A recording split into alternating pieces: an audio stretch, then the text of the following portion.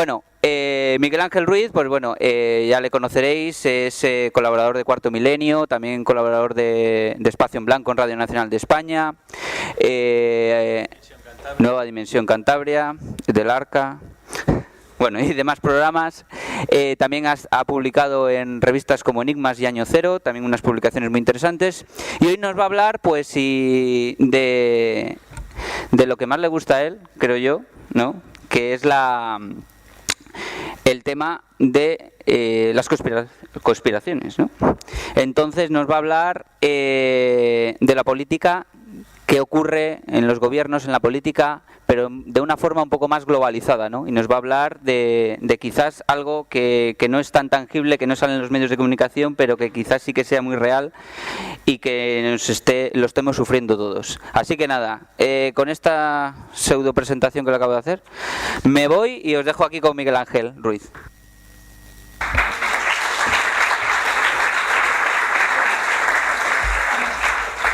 Bueno, muchas gracias a todos por venir. La verdad que cuando se está aquí sentado lo que se agradece muchísimo que venga el público. Encima si es cálido como vosotros y bueno, siempre es raro, ¿no?, que venga gente pues a pasar una mañana contigo. También gracias a la Asociación Amigos del Misterio de Cantabria por organizar estas jornadas, a la Biblioteca Central de Cantabria, de Santander, porque nos han sido un tanto flexibles. Tenían el tema del horario muy estricto y nos dejan continuar un poquito, porque si no en 2 horas apenas no podríamos dar las 2 conferencias. Y gracias a Puntal Radio y amigos y a divulgadores del misterio por retransmitir la ponencia. Hoy tenemos un tema que, bueno, pues es un tema que podríais esperar que tratara Miguel Ángel Ruiz, el gobierno secreto mundial, que es un título así como con cierto gancho editorial, pero en realidad de lo que vamos a hablar son de redes de gobernancia, ¿no?, que quizás sería un título más correcto sociológicamente. Y que en general es un tema que cuando se suele hablar del gobierno en la sombra, también llamado Deep State o redes de gobernanza mundial secretas, se suele hablar muchas veces un tanto, a veces más sensacionalista, se suele enfocar sobre quién nos gobierna en la sombra, o incluso a veces un poco cómo nos manipulan, ¿no?, como alguna de las conferencias que doy yo otras veces en otro sentido. Pero hoy vamos a hacer una cosa que yo creo que no se suele hacer sobre este tema, y es que vamos a hablar de la historia del gobierno mundial. ¿Por qué tratar la historia del gobierno mundial? Para que tengáis una visión de conjunto de cómo hemos llegado al punto donde estamos y cómo se ha ido construyendo un poco todo lo que es el sistema de poder actual que gobierna el mundo, ¿no? Yo creo que a nadie se le escapa que en el mundo actual, en el que estamos ahora, el poder político no es el poder real. Y no es porque estemos hablando de que el poder real reside en el pueblo por lo que votamos, ni mucho menos. Hay una cosa que está muy clara en sociología del poder, y es que el poder, igual que la luna, tiene una cara oculta. De hecho, por ejemplo, ya en el siglo XVI, Maquiavelo, en su gran obra El Príncipe, ¿no?, que quizás sea el gran primer tratado sobre el poder, ya Maquiavelo decía que el buen gobernante no debía de desvelar las cartas de lo que va a hacer, ¿no?, como que enseñar las cartas al pueblo, en cierto modo, resta poder. Entonces, de lo que vamos a hablar un poco, como decíamos, es de la historia, ¿no? La historia del mundo actual, muy breve. Vamos a tratar de sintetizarla. De esto podríamos estar hablando días y meses, pero vamos a hacer una visión general para que vosotros veáis dónde estamos y gracias a la historia entendáis mejor por qué estamos así, ¿no? Cuando se cuenta una historia, el problema a veces es saber hasta cuándo retrocedemos para empezar a contar esa historia, ¿no? Porque evidentemente yo voy a centrar esta historia en el año 1945, a finales de la Segunda Guerra Mundial, porque quizás es un momento muy importante de la historia. Muchas de las cosas que pasaron en el 45 en realidad ya se estaban gestando antes, pero vamos a tratar de hacer un borrón y cuenta nueva y vamos a irnos pues a aproximadamente agosto de 1945, cuando termina la Segunda Guerra Mundial, porque hay una de las cosas que se habla mucho ahora en Internet, que es de ese nuevo orden mundial, como si fuera una especie de futuro distópico donde las libertades cada vez existen menos, donde al final nos gobierna el mundo financiero, etcétera, etcétera. Pero quizás lo que la gente no sepa tanto, y ese es el propósito de esta conferencia, es que quizás ese nuevo orden mundial ya llevamos viviendo en él muchos años. Se ha ido transformando y para mí el inicio del nuevo orden mundial empieza al final de la Segunda Guerra Mundial en 1945. ¿Qué es lo que pasa en 1945 aparte de que se gana la Segunda Guerra Mundial? Pasa un poco lo que empieza a pasar a continuación, y es que el mundo se vuelve polar. Justo la Segunda Guerra Mundial la gana Rusia y Estados Unidos junto con los aliados, todos en contra del eje, ¿no? Alemania, Japón, etcétera. Pero lo que pasa justo después, digamos, es lo más interesante, porque quedan dos potencias en pie que se reparten el mundo. Poco después de la Segunda Guerra Mundial empieza la Guerra Fría y, como veis, aquí tenemos las naciones que son rojas, las naciones que son azules, y se empieza de alguna manera a hacer un nuevo orden en el que empiezan a cambiar muchas cosas. Hay una tesis que defienden algunos investigadores, algunos historiadores, Carlos Canales, por ejemplo, y que nos valió una vez muchas críticas en el programa de Juan de Nueva Dimensión Cantabria, porque nosotros decíamos que por un lado el verdadero ganador de la Segunda Guerra Mundial había sido Rusia, en el sentido en el que militarmente fue la nación que más se expuso y la que, digamos, jugó todo el frente del este, y quien por otra parte ha quedado como gran ganador de la Segunda Guerra Mundial ha sido Estados Unidos, pero no porque la guerra la ganaron ellos, sino en el sentido de que fue la superpotencia que más intacta estaba después de la contienda.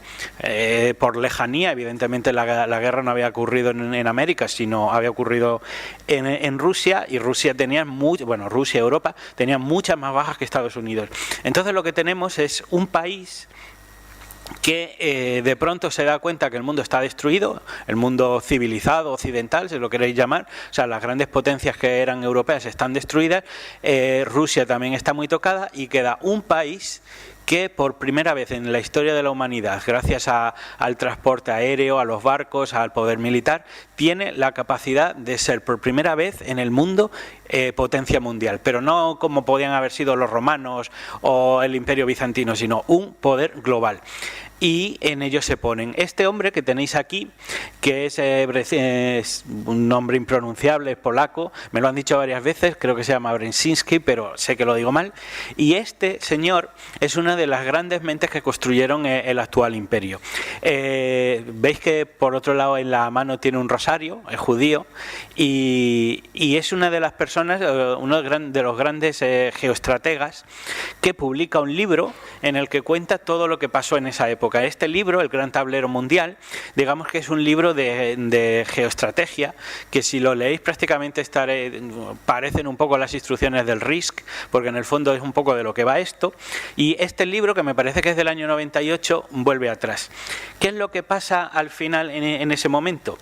Que en 1947 Estados Unidos saca una ley que se llama Ley de Seguridad Nacional, y que es una ley que a Estados Unidos le permite reorganizarse a sí mismo para poder tener una dominación mundial, un dominio mundial, ¿no? Entonces lo que hacen, como hacen los militares, es coger todo el planeta y dividirlo en zonas.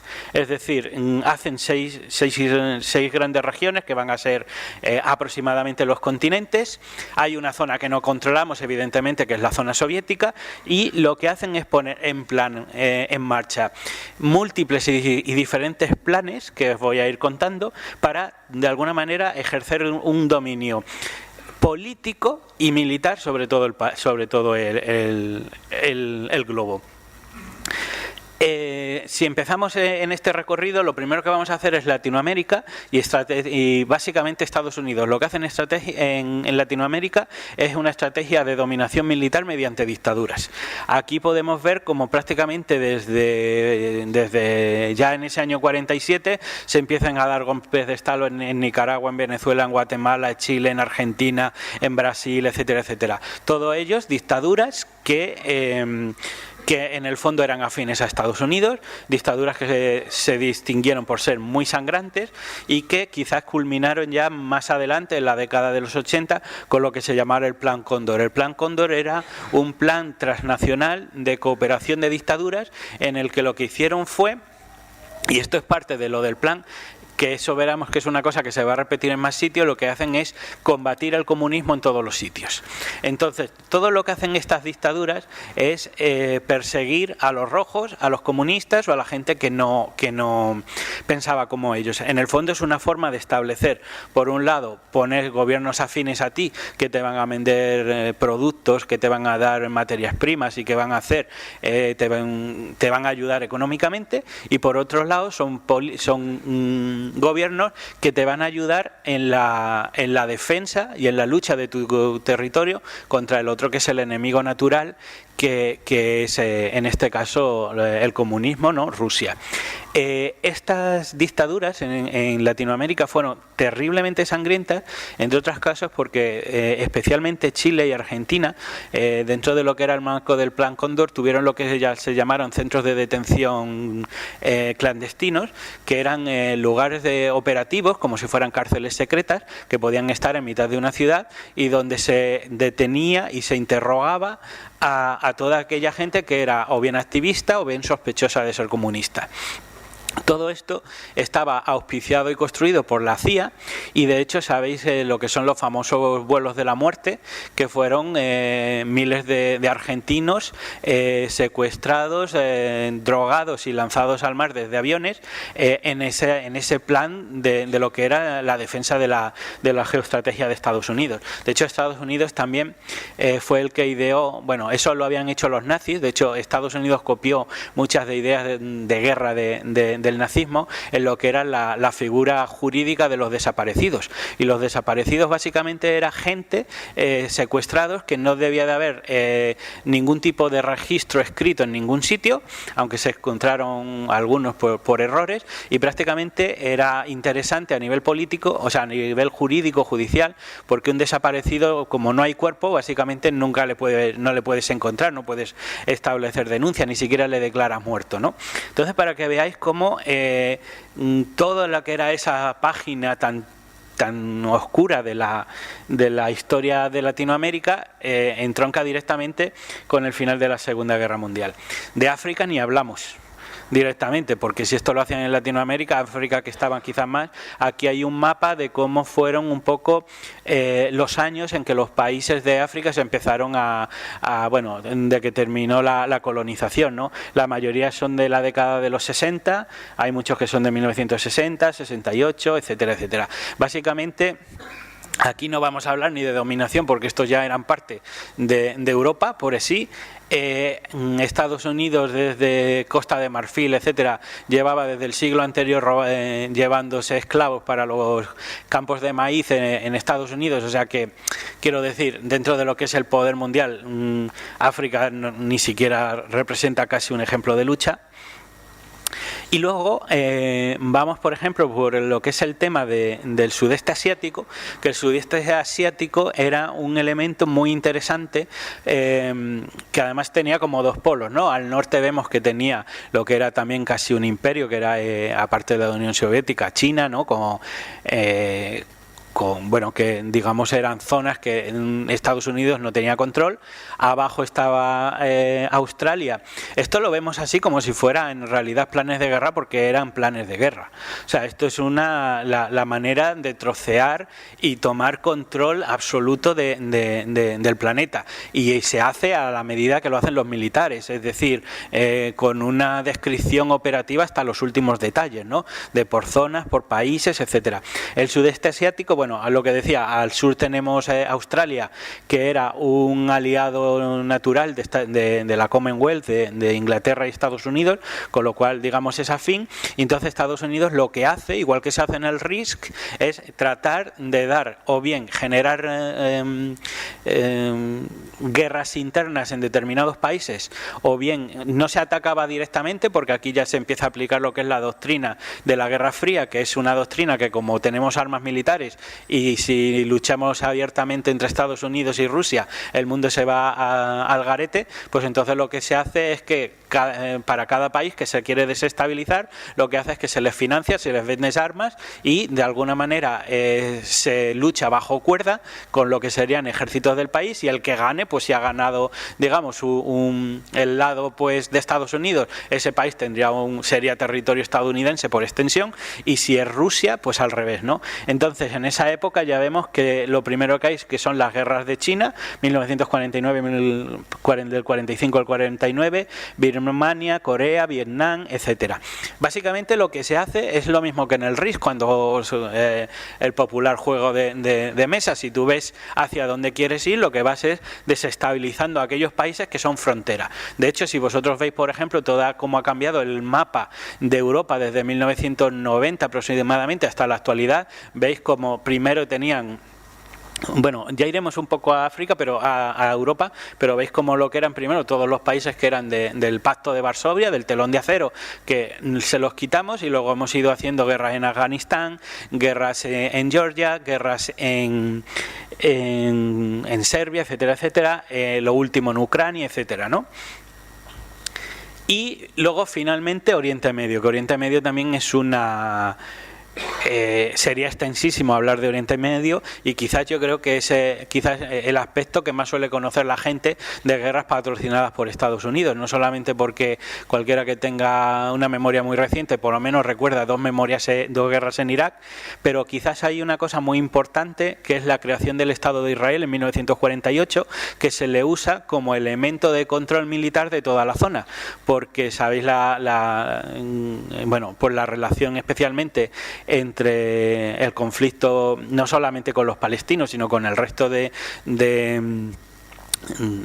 mundo árabe, ¿no? Y solamente las guerras patrocinadas por Israel en toda esa época son bastantes. Luego ya en 1953, pocos años después, se da un golpe de Estado en Irán, luego viene el Líbano en el 58, Beirut en el 83, etcétera, etcétera. Entonces lo que hemos visto, básicamente, que es a nivel militar, es ver cómo Estados Unidos ha ejercido, prácticamente es el país que más bases militares tiene en todo el mundo, que creó la OTAN para que todos sus socios financiasen también su actividad militar y no tuviera que depender solo de sus presupuestos, lo cual era caro.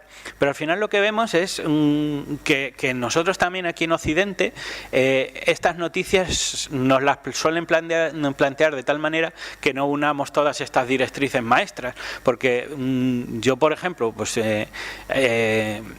aquí en España, en los últimos 40 años, todo lo que te ha venido viniendo la prensa, hemos ido viendo una serie de guerras que parecen no tener según te la cuenta la prensa, parecen que no tienen ningún enlace entre ellas, no tienen significado, no tienen relaciones, ¿no? Por ejemplo, cuando vimos en la guerra de Libia en 1986, pues era porque Gaddafi estaba loco y Estados Unidos no tenía más remedio que atacar allí para defender la democracia. Igual en Irak, etcétera, etcétera. Pero en realidad, como vemos, todo esto es un plan de dominación de lo que sí es al final un imperio, ¿no? Un imperio que no es un imperio al estilo que eran los romanos, o por ejemplo ni siquiera de lo que trató de ser la Alemania nazi. Es un imperio que tiene una estética muy diferente. ¿Y cómo es esa estética? De hecho, la estética esa se empieza a dibujar mejor que en ningún sitio en Europa, porque claro, hemos visto todo el mundo, pero no hemos visto qué pasó en Europa, y en Europa evidentemente Estados Unidos, o al menos sus planes con nosotros, fueron mucho más benignos. Para explicar qué está pasando y qué ha pasado en Europa, hay que volver un poquito a Estados Unidos. Porque Estados Unidos, tanto en la Primera como en la Segunda Guerra Mundial, tuvo lo que era una economía de guerra. La economía de guerra les suele gustar mucho a las élites. Entre otras cosas porque hace que bajo la guerra, digamos, hay unas directrices muy fuertes. Todo está muy cohesionado, a la gente no se la deja menos por protestar porque también sociológicamente nos unimos mucho ante el enemigo exterior y sobre todo porque durante la guerra la economía va muy bien, ¿no? Hay que hacer muchísimo, un esfuerzo industrial importante, pero hay paro cero o hay paros muy reducidos y hay una serie de cosas que hacen que todo el Estado luche a la vez. Y eso, para un gobernante, supone una forma de controlar a la sociedad que es muy muy buena, ¿no? Vemos aquí varias noticias, o sea, varias fotografías de cómo era pues toda la actividad industrial, tanto en Alemania como Estados Unidos, de fabricación de armamento. Pero, ¿qué pasa cuando se acaba la guerra? Cuando se acaba la guerra, los militares y los gobernantes piensan que de alguna manera se nos muere esta gallina de los huevos de oro. ¿Qué hacemos ahora? ¿Qué tal, no? Entonces, hubo una cosa muy interesante, que fue una idea también nacida en Estados Unidos, aunque, bueno, también ya por propaganda importante había ya ejemplos anteriores en Alemania y en Rusia. Lo que hace Estados Unidos principalmente es, pues ya que tenemos un aparato propagandístico muy desarrollado, muy bien engrasado y que está funcionando perfectamente, lo que vamos a hacer es tratar de cambiar la significación que le estamos dando a la gente. Porque primero es, si tú eres un buen patriota, luchas por tu país y entonces fabricas armas, etcétera, etcétera. Pero ¿qué pasa? Que cuando ya no hay guerra, pues lo que vamos a hacer es que todos estos carteles de propaganda de militar la vamos a convertir, vamos a hacer un cambio de significado. Y entonces vamos a construir el consumidor. Es decir, del que yo quiero de que tú vayas a la guerra, le vamos a convertir en el yo quiero que tú consumas. Y así empezó de alguna manera una parte de todo ese cambio de significado de lo que era el patriotismo al consumismo. De hecho, a los primeros lo hacían un poco para que la economía no decayese y por otro lado porque ya no tenía tanto sentido que la propaganda fuera bélica. Entonces, ¿cómo sigues tú siendo un buen patriota? Consumiendo. Entonces, aquí lo que se da cuenta Estados Unidos es que lo que quiere, y por un lado, en el fondo nosotros somos capitalistas, es decir, estamos al lado de lo que es, creemos o vivimos en un sistema donde el mercado, el capital es la base de todo, entonces vamos a construir unos valores que tengan que ver con eso. Entonces lo que vamos a hacer ahora es que si tú eres un buen patriota es porque eres un buen consumidor, porque compras, porque consumes una serie de productos que nos interesa a la nación y digamos toda esta propaganda empieza a ser algo que yo creo que conocemos ahora en el día a día, pero lo que sí es importante que veamos como nación. Realmente vemos como luego la propaganda, todo esto, lo que antes eran carteles de guerra, aquí veis que ya son Coca-Cola, Cadillac, 40.000 otras marcas de comerciales, y que es importante que veáis cómo todo este aparato que era publicitario, en cierto modo, se reinventa, ¿no? Pero claro, cuando nosotros somos una gran nación productora y que nos estamos basando en el consumo, lo que necesitamos es un socio comercial. Y eso es básicamente lo que hace Estados Unidos con Europa. A nosotros no nos va a dominar militarmente, sino que nos va a elegir como su socio comercial. Primero nos eligen como socio cultural, porque ellos sí reconocen que ellos venían de Europa y que de alguna manera Europa era como su gran socio a nivel cultural principalmente. Entonces lo que hace Estados Unidos es el Plan Marshall, que a España no llegó por otra serie de razones, pero que se fue, digamos, el gasto de 13.000 millones de dólares de la época para reconstruir Europa. Europa, al final de la Segunda Guerra Mundial, era prácticamente un montón de escombros en muchos sitios. de alguna manera, el Plan Marshall tiene dos ideas. Una es reconstruir Europa para que nosotros seamos el socio comercial normal y para que Estados Unidos nos pueda vender cosas, es decir, necesitan de alguna manera un mercado interno al que venderle cosas, porque si no su propio capitalismo no iría a ningún lado y colapsaría. Y por otro lado, si Estados Unidos no nos ayuda a reconstruirnos, puede ser que nosotros tiremos del lado soviético, con lo cual lo más sensato era darnos mucho dinero y así tender una serie de planes también de Estados Unidos en Europa. Aquí veis pues un cartel del plan Marshall en Alemania, reconstruyéndola, pero sobre todo, bueno, aquí veis un poco como en ese momento, y además es quizás el gran ejemplo, es el muro de Berlín, ¿no?, que se parte, como se suele decir, tirando por la calle del medio. Y entonces aquí vemos como en el fondo dos grandes naciones se reparten el mundo y además parten Europa por el centro, Polonia, República, bueno, antes era Checoslovaquia, Hungría, Rumanía, Yugoslavia, Bulgaria, quedan del lado soviético y luego nosotros que quedamos del lado capitalista. Todos estos que vienen aquí son los que vienen en amarillo, fueron aquellos estados que recibieron ayuda del Plan Marshall, aunque sobre todo fue a Francia, Alemania e Inglaterra, y en España quedamos en blanco porque como nosotros en la historia íbamos por otro lado, que habíamos tenido una guerra civil antes y luego por otro lado Franco dijo que mejor la ayuda que no viniera, bueno, y de hecho se sabe por documentos que a nosotros no nos tocó el Plan Marshall porque los Estados Unidos, que bueno, con el tema de religión son protestantes y tal, hay otras sensibilidades, le dijeron a Franco que si queríamos dinero, que genial, pero que teníamos que permitir libertad religiosa. Franco dijo que no y a nosotros no nos llegó el Plan Marshall, pero bueno, lo importante es, al final y al cabo, qué es lo que se hizo en España. Bueno, en España y en toda Europa, porque hay una cosa muy importante. Hemos visto el Plan Cóndor como era una forma de luchar contra el comunismo. De hecho, hemos visto que en todas en todos los continentes en los que hemos visto todas estas guerras generadas por Estados Unidos, al final el objetivo es el mismo: tener tú el control y echar a los comunistas. Pero ¿cómo se hizo eso en España? Bueno, en España y en toda Europa, con unos ejércitos que se llaman los Stay Behind. Eso es súper interesante porque sobre todo en lo que era la parte capitalista de Europa también había que tener alejado al comunismo. De hecho, por ejemplo, países como Italia y España tenían partidos comunistas bastante fuertes. De hecho, quien realmente hizo la oposición política durante el franquismo aquí no fue el PSOE, fue el Partido Comunista. ¿Qué eran los Stay Behind? Pues los Stay Behind básicamente eran unos ejércitos secretos que lo que buscaban eran estar seguro de que no había comunismo en Europa.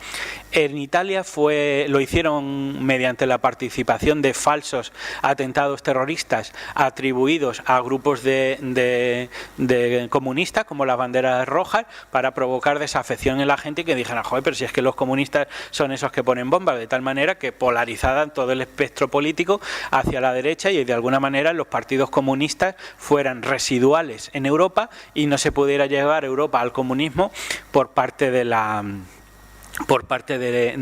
las urnas, ¿no? Eso por un lado en Italia funcionó bastante bien, es lo que llamaron los años del plomo, ¿no? Que bueno, pues no dejan de ser un episodio muy interesante de la historia de cómo determinados estados falsifican atentados. Pero luego vamos al caso español, porque el caso español es muy interesante. Franco, después de la guerra se queda aislado, y se queda aislado porque Franco, al final nosotros no entramos en la guerra, pero de haber entrado hubiéramos ido con los malos, hubiéramos ido con los alemanes y con los italianos. Entonces cuando pierde, pues Franco se queda ahí como verso suelto en la historia y bueno, en principio no hace nada. Nosotros nos quedamos reconstruyéndonos con nuestra propia historia, pero claro, Franco, que se podrían decir muchas cosas, pero era muy listo, y realmente lo era. Una de las cosas que se hace es, como ve que ahora mismo hay un galopante anticomunismo por parte de Estados Unidos, y a él los comunistas le caían bastante mal también, pues entonces poco a poco nos fuimos acercando a Estados Unidos. Hasta que ya en 1959, la guerra había terminado en el 79, en el 39, viene Eisenhower a vernos a nosotros y entonces empieza a hacer una especie de de política, de acercamiento con Estados Unidos, porque Estados Unidos tiene unos planes muy interesantes para nosotros.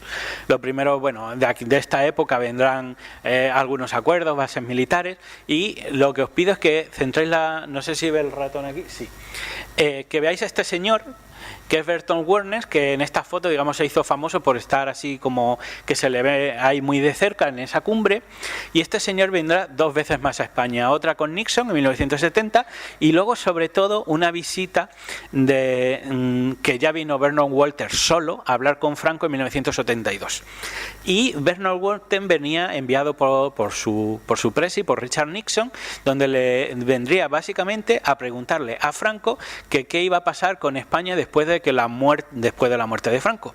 Entre otras cosas porque Estados Unidos tiene un interés importante en España. ¿Cuál es ese interés? Que nosotros somos el portaaviones natural y lógico de Estados Unidos, o sea, para Estados Unidos en Europa. Cuando tú traes los aviones o los tanques o los barcos o lo que tú quieras, lo que te interesa es llegar a ese primer país que está más avanzado, que es España, ahí tener bases militares, que tenemos Morón, Torrejón, etcétera, etcétera, Rota. Y básicamente daros cuenta que las bases están más bien en el sur, porque les interesaba como camino intermedio hacia Oriente Medio. Entonces, Estados Unidos no puede permitir de ninguna de las maneras de que nuestro país acabe en manos de comunistas. Y lo que viene Vernon Walters a hablar con Franco es decir, a ver cómo organizamos la historia, porque nosotros queremos seguir teniendo el control de tu nación cuando muera Franco. Eso parece que se explica varias veces. Hay un señor que para lo visto no lo entendió bien, que debió de ser Carrero Blanco, que acabó como acabó, y que luego Franco sí lo entendió. Franco, digamos, a Vernon Walters le tranquilizó, le dijo que de alguna manera estaba todo bajo control, y lo que hace la CIA en esa época es primero empezar a entrenar luego a lo que era el servicio de inteligencia español. Aquí en esa época los espías cobraban tanto de la CIA como del gobierno español, y se generan una serie de circunstancias en la que lo que se hace es que se diseña la transición española.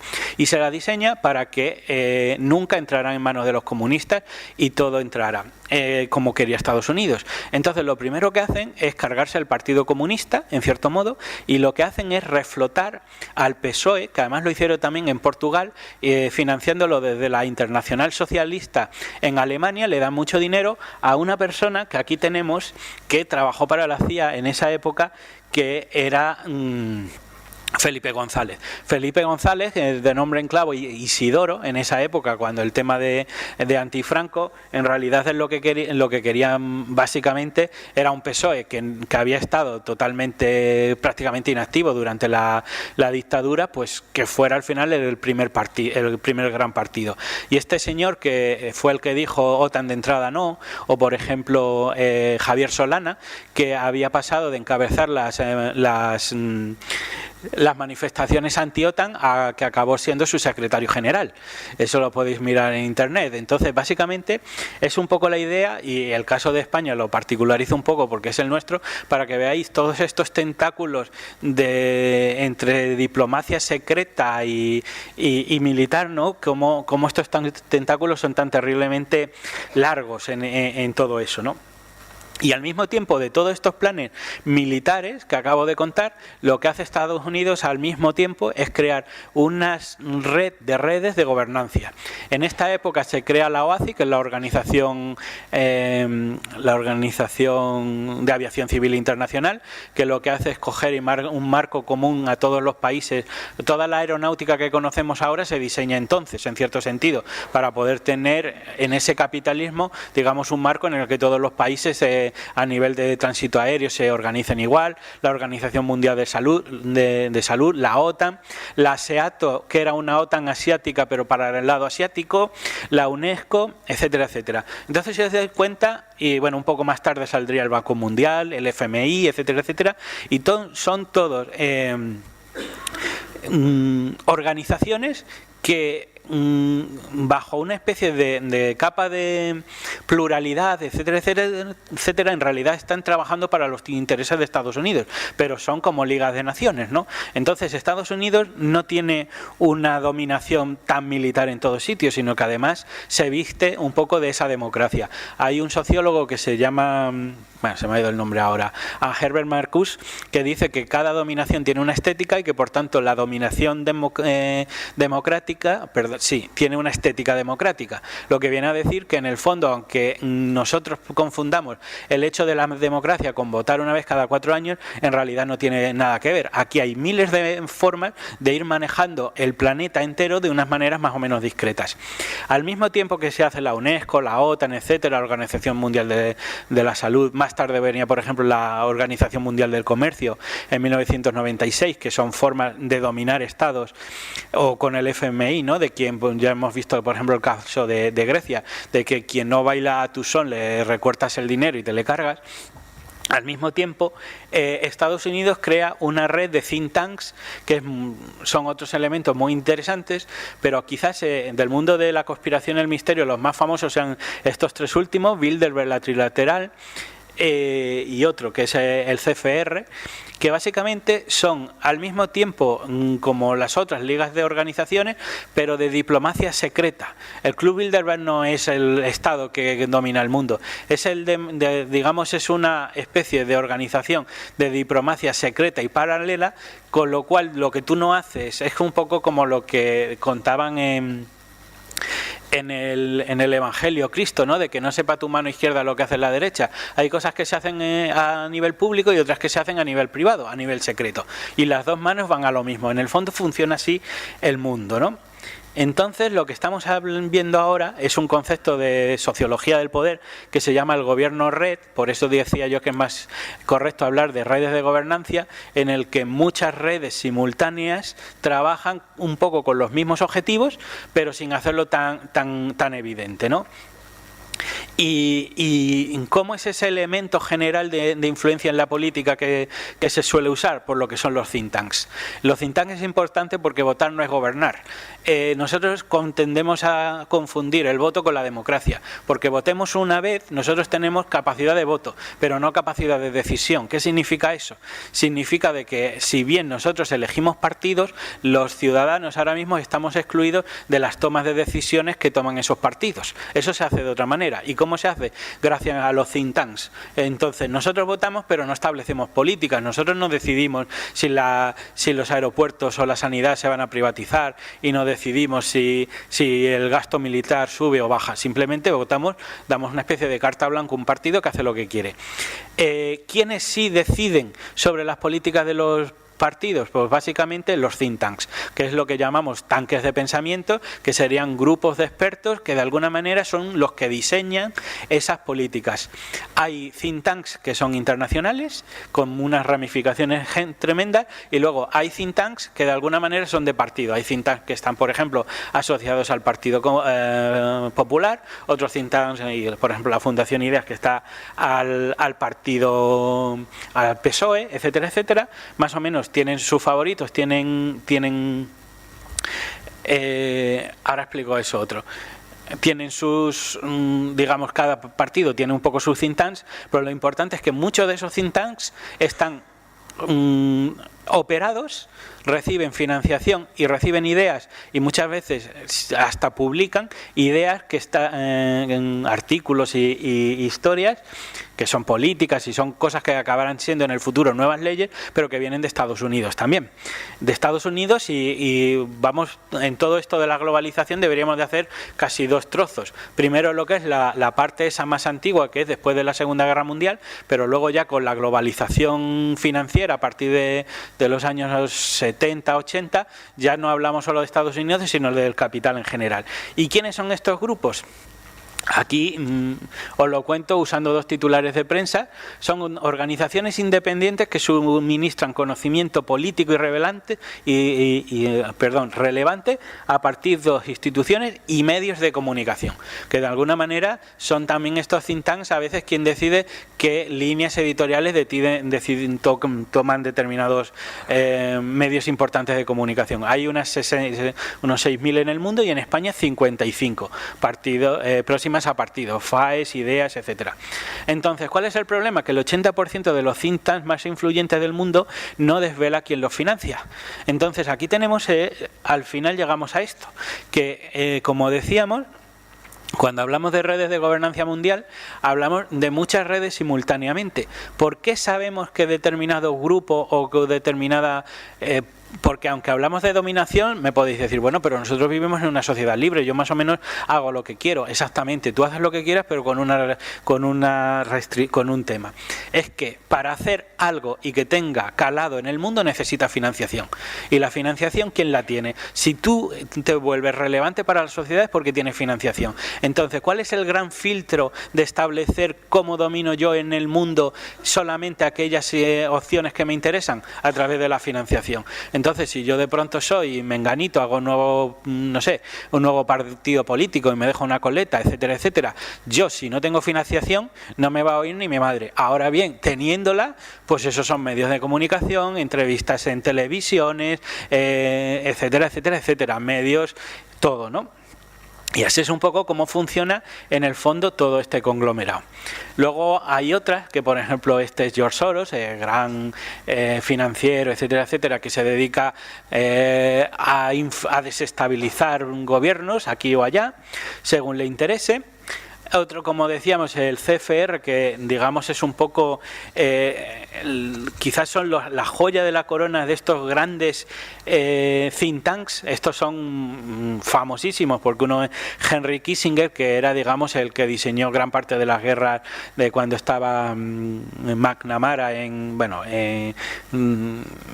durante la época de Vietnam, no recuerdo ahora el presidente de Estados Unidos, David Rockefeller, magnate, etcétera, etcétera, y digamos que de alguna manera mucho de la red de think tanks empieza aquí. Esta gente son famosísimos en el mundo de la conspiración. Y luego el otro elemento que es, digamos, que es la trilateral, ¿no? Que todos son organizaciones que de alguna manera están pensadas en el contexto de la globalización, es decir, en cómo exportar ese modelo de consumo y de cultura americana en el resto del mundo, porque hay una cosa que se llama la dominación cultural, y la dominación cultural significa de que la forma más eficaz de dominación es la cultura. Me pongo un ejemplo.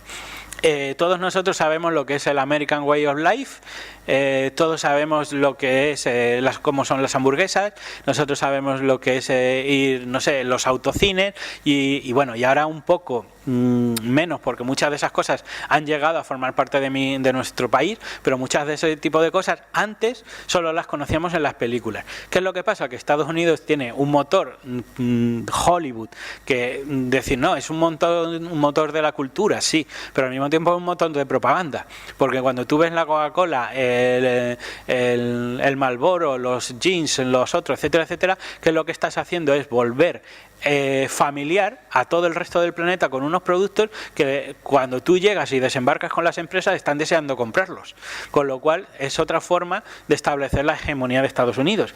Entonces, como digo, todo lo que es este gobierno mundial tiene miles de formas. En Internet, mucho de cuando se suele hablar un poco de estas cosas de cómo nos gobiernan, pues parece un poco que es como en esta mesa, ¿no? 4 se reúnen bajo una mesa a decidir el destino del mundo. En realidad es mucho más complicado e interviene mucha más gente. Aunque dentro de esas red, que es una red de redes, no todos los nodos tienen el mismo peso. En eso estamos de acuerdo. Pero no es algo tan centralizado como lo que pasa.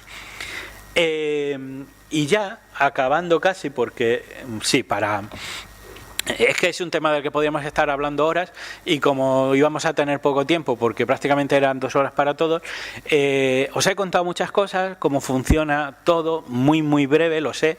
También me gustaría dejar algunos minutos para preguntas finales, pero quisiera acabar la conferencia con un caso real, porque podría estar citando muchas cosas, pero yo quiero que haya un caso real que a mí me parece absolutamente brutal de cómo funciona de alguna manera este gobierno secreto en la sombra que tenemos, yo te digo, prácticamente ya a nivel global. Y para esto nos retrotraemos a 2008. Aquí tenemos una foto promocional de Barack Obama, que como sabéis fue presidente de Estados Unidos. Una foto que parece casi mesiánica, ¿no? Cualquiera que vea esta foto diga, sí, yo quiero que sea mi presidente, ¿no? Tú le ves así y tal y cual. Barack Obama fue famoso por tener una de las mejores campañas electorales que ha habido en la historia. De hecho, si estudias sociología política o publicidad, etcétera, probablemente la campaña de Barack Obama ya empieza a formar parte de todas las asignaturas. Fue la primera campaña que se usó lo de la ciberpolítica, es decir, empezaron a usar las redes sociales para empezar a mover el mensaje entre la gente, que era un cambio muy diferente, que antes era como una, pues yo qué sé, la política de pegar carteles, y se metió en las redes sociales, barrió. Luego también era un elemento que estaba diseñado pues por agencia de publicidad, ¿no?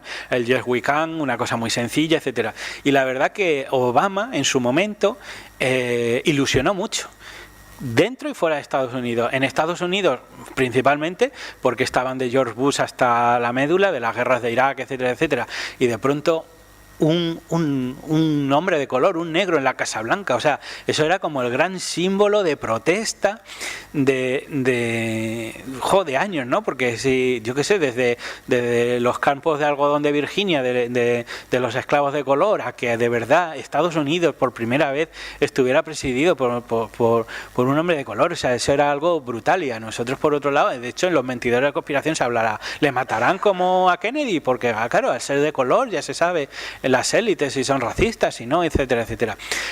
Ya veremos a dónde vamos con este señor. Pero la verdad que lo hizo, o sea, estamos hablando no de todo Barack Obama, estamos hablando de la campaña, que es que luego me malinterpretan. Barack Obama, una campaña brutal, ganó de calle y hizo una foto, la foto de gabinete. Esta no es una foto histórica, realmente es la típica foto de, pues aquí la vemos también en el Palacio de la Moncloa. Está Barack Obama con que es Joe Biden, su vicepresidente, Hillary Clinton, etcétera, y bueno, que al final es como la foto de nuestros ministros, ¿no? Esta foto pues fue tomada justo después no sé si justo después, sería poco tiempo, no sé cuánto tiempo tiene para formar el gobierno Obama, pero bueno, las elecciones fueron el 4 de noviembre de 2008.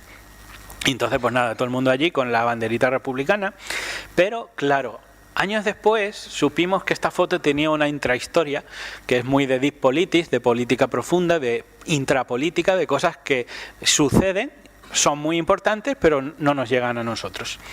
Y la intrapolítica de esta foto es este correo, entonces secreto, ahora transmitido por Wikileaks, y que básicamente este es un correo, a todos los que si os gusta un poco la conspiración sabréis quién es John Podesta, que era el jefe de campaña de Hillary Clinton, que era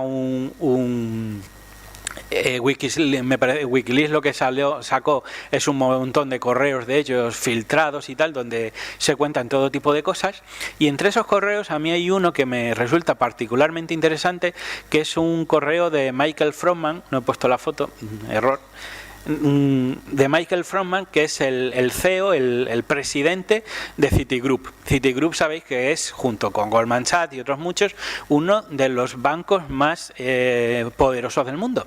Entonces, básicamente lo que tenemos aquí es un correo electrónico de uno de los banqueros más importantes del mundo al jefe de campaña de Hillary Clinton, bueno, que ha sido jefe de campaña entonces, pero antes también tenía que ver con con Barack Obama. Y este señor lo que es un correo en el que tratan la posible composición del gobierno de Barack Obama. Entonces, esto en un lenguaje exquisito, porque el poder es exquisito, cuando le estudias te das cuenta que los muy poderosos son gente como muy de sutilezas y tal, y en ellos lo que le da es un ejemplo de gabinete que podría valer para el futuro gobierno. Claro, a ti cuando te mandan eso, un ejemplo de gabinete de políticos que estarían elegidos por un banquero, ¿no? Claro, yo para esta conferencia he hecho un ejemplo y es coger esa carta y coger la foto que os he enseñado antes y hacer circulitos a todas las caras de las personas que de alguna manera este banquero había sugerido a Barack Obama que sería una buena idea que estuvieran en su gobierno. Y son todos estos.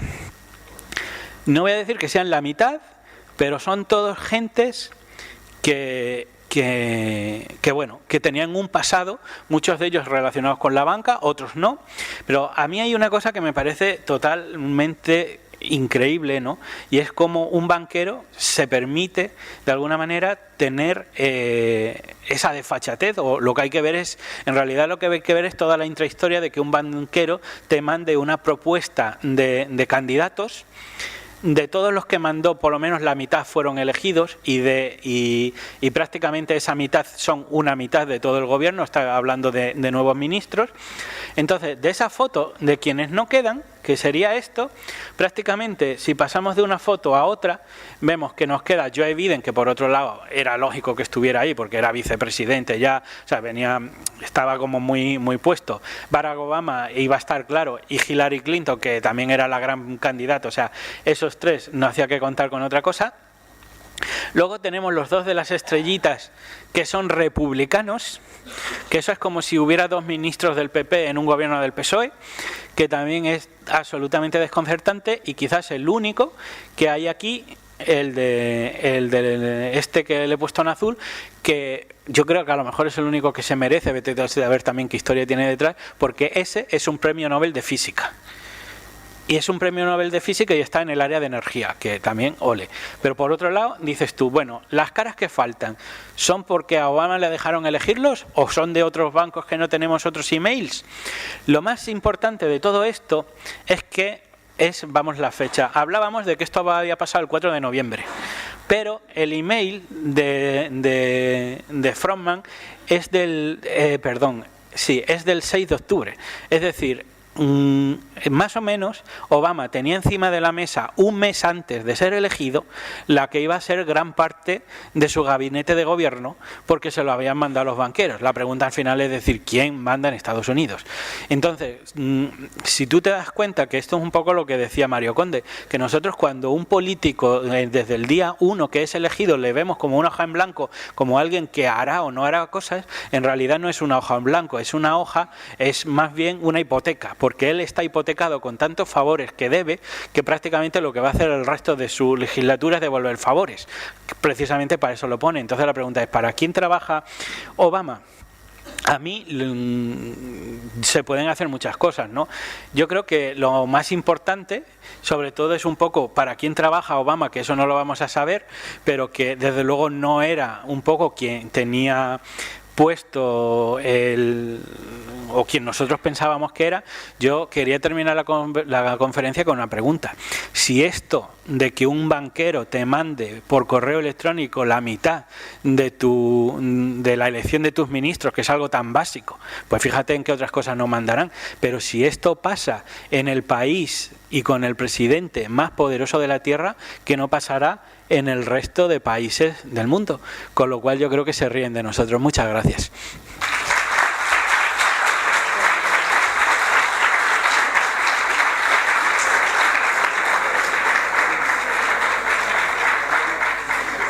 Preguntas.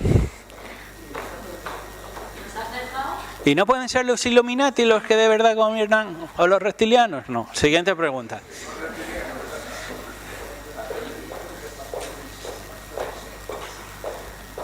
Igual ha sido un poco densa, yo lo sé, es un tema farragoso, pero Cantabria Oculta para...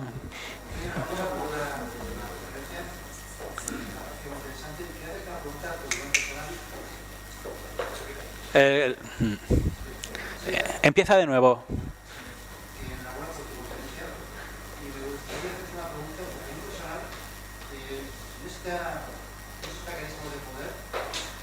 ¿Qué papel juega Donald Trump?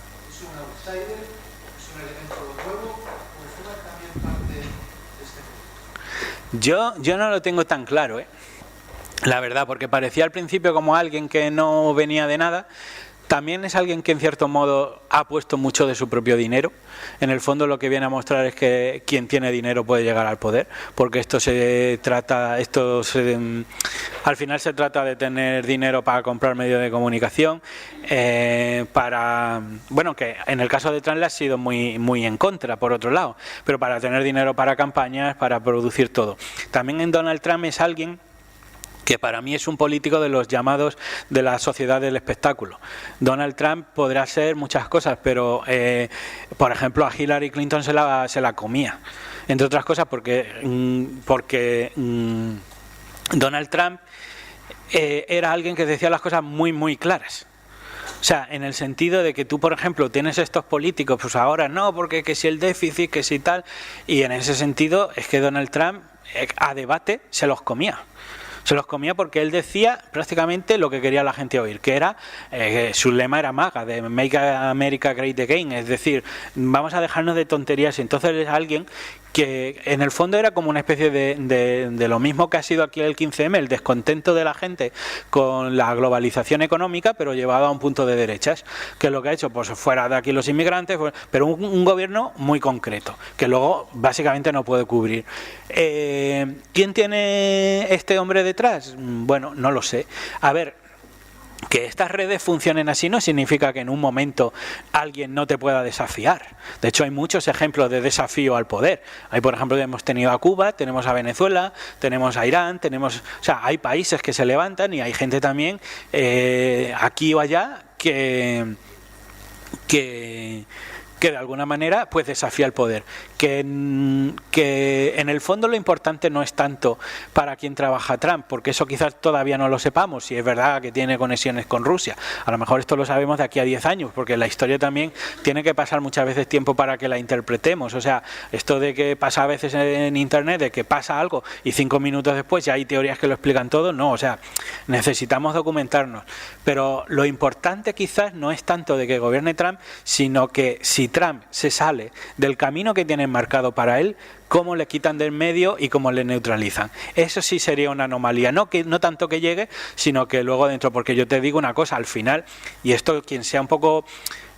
un Estado funciona de alguna manera también por sus funcionarios, y no te hablo funcionarios de ventanillas, sino hay funcionarios a muy alto nivel. Entonces, en el fondo, un presidente al final es un inquilino que tienes que gestionarle, y etcétera, etcétera. Pero yo creo que, por ejemplo, en mini estados dentro del poder, como podría ser la NSA, la Agencia de Seguridad Nacional, la CIA o el gobierno de Estados Unidos o los grupos ultraconservadores, que son los que llevan las riendas, no van a permitir que un presidente les arruine su trayectoria de país como dominador global porque de pronto entre un estrafalario. Yo no digo que le vayan a matar como a Kennedy. Yo creo que ahora nos volvemos más sutiles, pero que le neutralizan, seguro.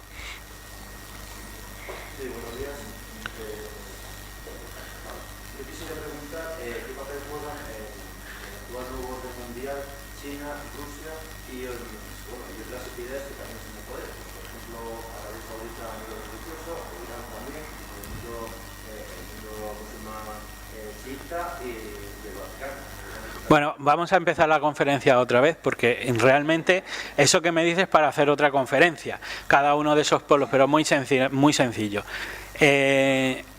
Rusia y China. Bueno, Rusia cayó en el año... el muro fue en el 89, 90, ¿no? Los países bálticos y todo eso me parece que fueron en el 91 y tal, más o menos cuando cayeron. Entonces Rusia se ha visto muy deteriorada, no es la superpotencia que era, sigue siéndolo. China dijo que pasaba de hacer un poco esa guerra fría, y China, aunque sea país comunista, es más capitalista que casi que Estados Unidos, y por eso tenéis todo made in China y tal, y la dominación china es es de alguna manera un capitalista, entonces China no es un contrapeso. China podrá tener lo que tú quieras y podrá incluso hacer censura en Internet y los tertulianos la podrán atacar, pero China ahora mismo es un polo de poder globalizado capitalista. Entonces, ¿qué pasa ahora mismo con China? Realmente que representa los mismos intereses del capital internacional. ¿Qué es lo que está pasando ahora? Estados Unidos está en decadencia, pero porque esto ya no lo controla Estados Unidos, lo controla la banca a nivel internacional. Y que en las bancas haya grandes empresas y grandes bancos chinos, pues sí.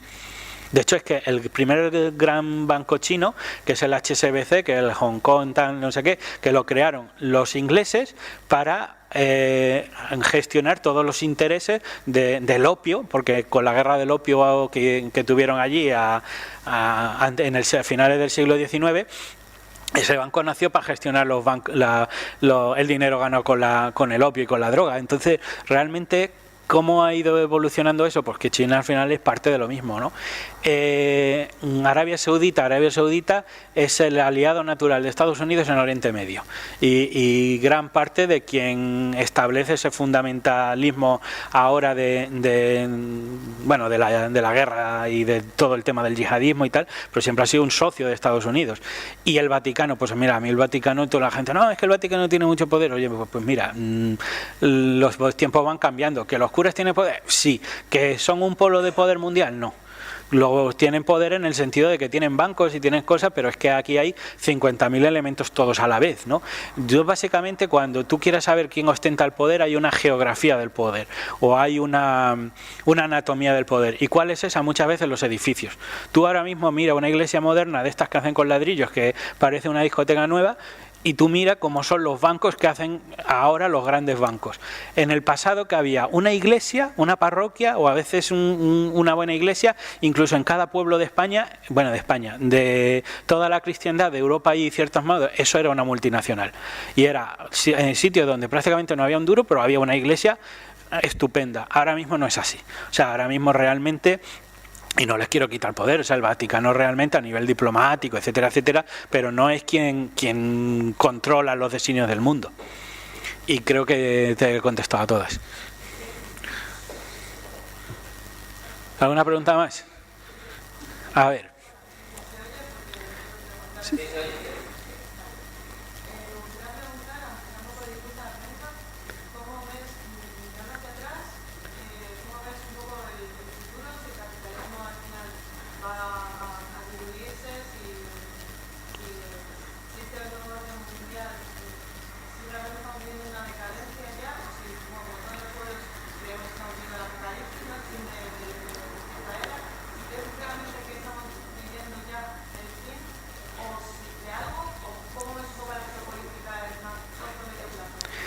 Yo creo que estamos asistiendo al fin del modelo capitalista, por un lado. De hecho, en cierto modo tiene cierta salud. Es que el capitalismo ha quebrado varias veces. En realidad el capitalismo está dando vueltas desde el siglo XVI y que primero fue comercial y tal, y se le reinventa, ¿no? El tema que ahora mismo, desde el salvataje, si el capitalismo no se hubiera defendido como gato panza arriba cuando rescataron toda la banca en Europa y en Estados Unidos con dinero público, que luego fue el gran golpe, porque luego ese dinero nosotros lo hemos tenido que devolver con intereses, el capitalismo habría colapsado. ¿Qué es lo que pasa? Que a lo mejor no había una alternativa de poder como hubo porque cuando colapsó Rusia, pues Estados Unidos la puso en la zancadilla, estaba encantado, pero es que ahora mismo no había un sustituto claro al capitalismo. El sistema va a colapsar, pero no tanto solo por el tema del capitalismo, sino por otro tema que llamamos el decrecimiento, que tiene mucho que ver con temas que no son solo políticos, sino con la presión de la demografía en el planeta, ¿no? Ahora mismo somos 7.500 millones de habitantes en todo el mundo y evidentemente no podemos seguir creciendo infinitamente porque es importante, es fácil darse cuenta de eso. Si nosotros nosotros tenemos, pues yo que sé, aquí en El Paso una finca con 9 hectáreas, podemos tener 100 ovejas, podemos tener 200 ovejas, a lo mejor llega el día porque podemos tener 1000 ovejas, pero no vamos a tener nunca 10.000. O sea, quiero decir, todo eso colapsará. Y en lo que pasa que sí que busca de crecimiento en Internet, porque eso es otra conferencia, por lo menos de una hora, es súper interesante. Para mí es el mayor problema que enfrenta la humanidad, de cómo es la presión que digamos el crecimiento demográfico afecta al planeta, y de alguna manera hay una cosa, para mí todo ese crecimiento demográfico será el final no ya de la democracia que no tenemos, sino el final de esta ficción de democracia, por una razón, porque ahora mismo un político, nosotros cuando votamos nos votamos por distintos modelos de gestión digamos del dinero público. No sé, alguien aquí del PP puede defender con ideas y con intereses de que todo se tiene que privatizar. Yo como persona de izquierda puedo apoyar que se nacionalice, que todo, no sé, que el estado del bienestar, etcétera, etcétera, pero esta conversación la tenemos porque hay un margen en nuestros presupuestos que nos permiten que el dinero que tenemos lo gastemos en una cosa y en otra. ¿Cuál es el problema? Que en el momento en el que la presión demográfica haga que cada vez tengamos menos acceso a recursos minerales, al agua, al petróleo, etcétera, etcétera, es cuando va a empezar, digamos, un escenario de guerra, y en el momento en que hay guerra no va a haber democracia, porque no vamos a poder decidir.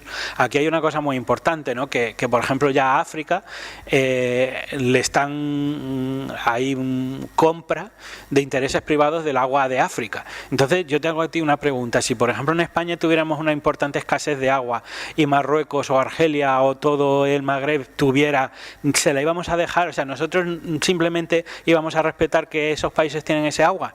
Evidentemente eso apunta a guerra en 2 días, y en el momento, entonces, si hay escasez no puede haber democracia de ninguna de las maneras, no por definición, sino porque vemos, de hecho, muchas de las guerras son por ese tipo de cosas.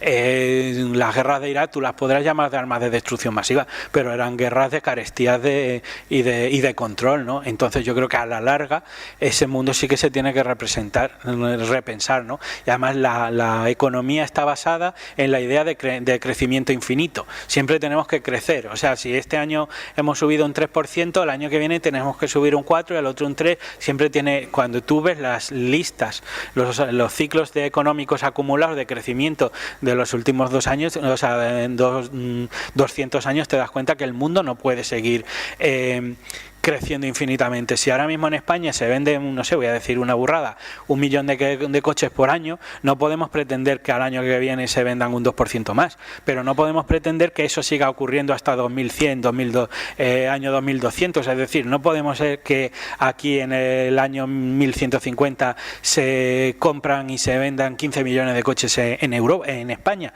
Evidentemente eso petará, y en el momento en el que los crecimientos no puedan ser sostenidos, petará, porque el modelo ahora es el de crecimiento. ¿Y sabéis por qué el modelo es el crecimiento? Básicamente porque quienes controlan la economía son los financieros. ¿Y cómo ganan ellos? Por porcentajes. En realidad es curioso, porque un trabajador gana 1.000 euros todos los meses y nunca creces. Ellos, si ganan 1.000 euros todos los meses, pondrían el grito en el cielo. No, es que yo tengo que ganar más que el año pasado. ¿Por qué? Porque al final las acciones se venden por diferencias, y ese es el gran problema. Con lo cual, lo que vemos también que aquí hay unas reglas para ellos y otras para nosotros, ¿no?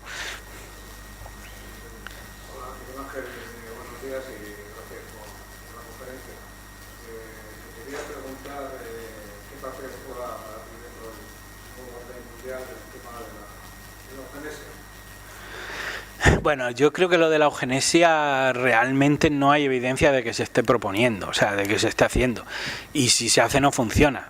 A ver, tú miras lo que es todo lo que ha crecido el mundo en estos años, y si hay eugenesia, si acaso cuando hay guerras, pues lo que puede ser es que crezamos un poco más lentos, pero la población mundial total sigue creciendo. Lo que sí hay son cosas muy interesantes Y yo tengo un artículo publicado sobre eso, de que, mira, el problema es que el hombre es muy adaptable y mientras nosotros ahora mismo estamos sobrealimentados, tenemos una capacidad de crecimiento y de reproducción brutal, con lo cual es muy difícil acabar con la especie humana. O sea, somos los grandes, la gran especie, digamos, victoriosa, ¿no?, de toda la evolución. Lo que sí hay es que yo veo que no sé hasta qué punto es un plan de eugenesia, pero yo creo que cada vez y las personas, o sea, las parejas tienen más problemas para tener hijos. La causa está identificada, son los disruptores endocrinos. Son sustancias comerciales que a veces llevan botes de conserva, etcétera, etcétera, que actúan como hormonas. En 1992 hubo un estudio pionero del Departamento de Reproducción de la Universidad, creo que era de Bruselas. Bueno, el científico se llamaba Niels Skakeback y este hombre lo que había hecho era un análisis en el tiempo de cómo habían ido decreciendo las poblaciones de espermatozoides en Europa en los últimos 50 años. Y él encontraba de que nosotros, los hombres, tenemos ahora un 50% menos de espermatozoides que teníamos hace solo 50 años. Ahora mismo cada vez son más parejas las que tienen problemas para reproducirse. No digo que esto esté pensado así por cual, porque evidentemente aquí hay una cosa que tiraría toda la teoría. Es que lo que no tendría sentido son que los países, digamos, más ricos del mundo, que somos los que tendríamos la sartén por el mango, nos hagamos una epidemia nosotros, porque esto está pasando en Europa y no en África o en Asia, que es donde está el verdadero boom demográfico. Pero sí que es verdad que hay elementos por ahí que yo creo que como mínimo encierran realidades un tanto, o sea, que intranquilizan, ¿no? Bueno, nos vamos a comer entonces, o alguien quiere alguna pregunta más. No, pobrecinos, están ya cansados y una de las cosas, y pido perdón siempre, yo sé que bueno, en esto del cajón desastre que es el mundo del misterio, pues yo que sé, hay gente muy entrañable, como Juan, por ejemplo, que hace, a mí la conferencia de él me ha encantado y son conferencias que cuando la terminas, pues te vas como diciendo, joder, lo que he aprendido hoy. Yo sé que en mis conferencias te vas como diciendo, me voy a dar a la bebida, ¿no? Porque total... Yo sé que, y lo he visto muchas veces, de gente salir de mis conferencias con una cara como diciendo, joder, macho, me ha jodido la vida. O sea, lo que me has contado en una hora, yo lo sé, lo siento, siempre lo digo. También no sé cómo quiero tener muchos seguidores y encima doy estas visiones tan dramáticas de todo, pero al mismo tiempo, igual que los monillos estos de Juan, que se hacen preguntas y así evolucionan, yo quiero que lo hagamos entre todos. Así que muchas gracias por asistir.